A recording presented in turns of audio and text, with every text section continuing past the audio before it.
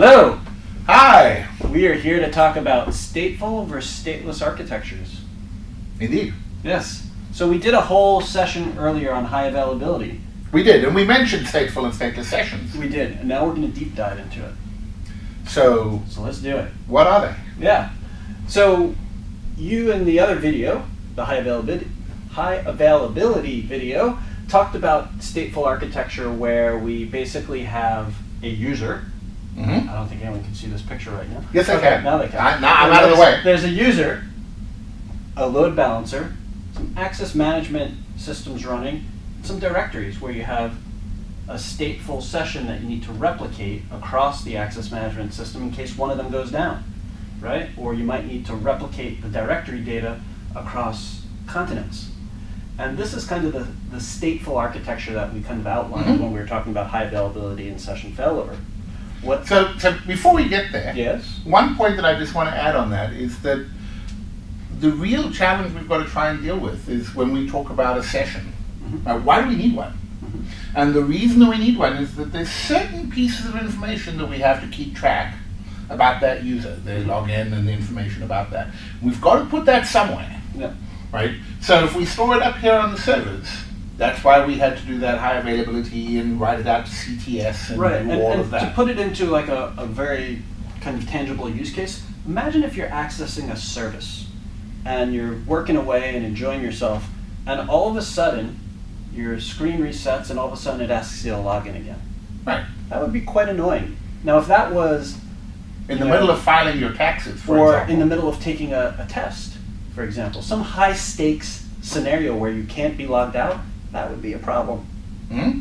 And what I want to emphasize with the stateful sessions is we do this today for hundreds of millions of identities. We do this at scale today. Yes. In a wonderful, wonderful way. But we need to be thinking about where the world's going and what happens when it's hundreds of millions and billions of identities now. And more. And more.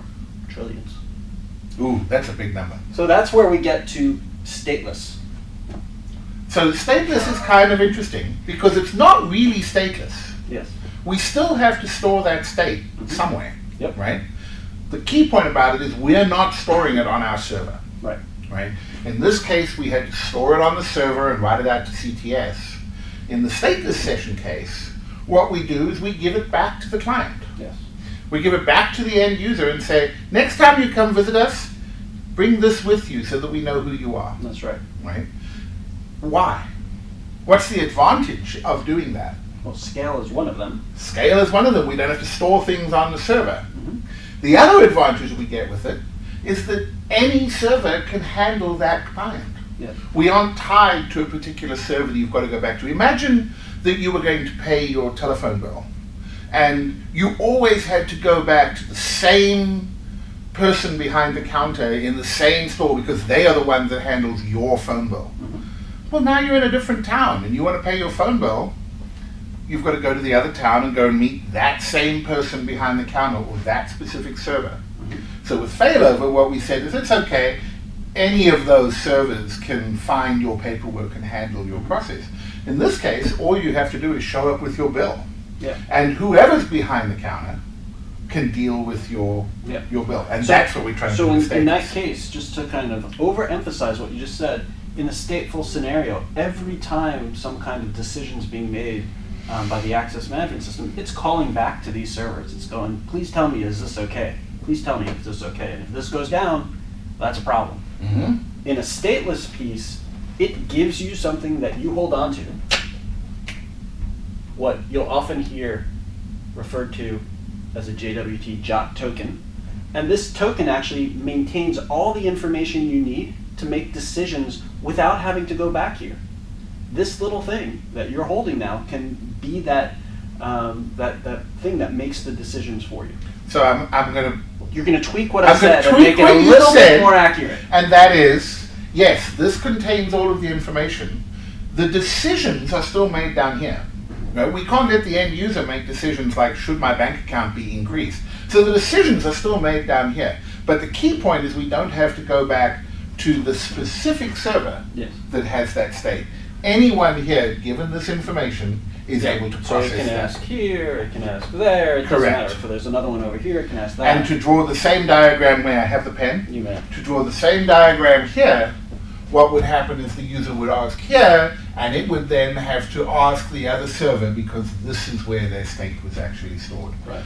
Just while we're at it, in a lot of instances that we have, this here has come to be known as crosstalk or chatter between the servers, and is one of the reasons why we've moved to stateless for some use cases to try and cut down on that chatter. That's right. I think the other important piece is, and this I'm going to put this as a question to you, which is now I have a JOT token out there, and I don't want it to be anymore. I want to somehow blacklist it to say this JOT token is no longer good. How do you do it in this case? So that's an interesting problem, right? Because we've given it out to the end user, and the end user comes back and says, no, here's my badge. I've got access to it. So what we do with that is we keep an ID of every JOT token that we actually produce. And we do store that back here. It's not stored for any particular server, it's just a list of token IDs. So the server can say, if anybody brings this token ID up, it's no good. Yep. Right? So we have a blacklist or a list of tokens that have now expired that's shared by all of the servers. Right. But that's a much smaller and more fine-grained problem than storing the entire state on that server. Yeah, that's great. So that's stateful and stateless sessions. Thank you, Alan. Thank you. And thank you, John.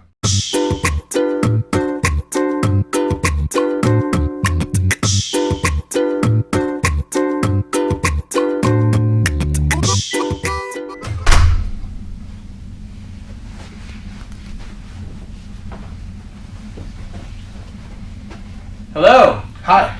I just want to note, for this video, we did it without our cinematographer who's off getting salads. For lunch. So we've made our production more efficient. Stateless. And that's a wrap.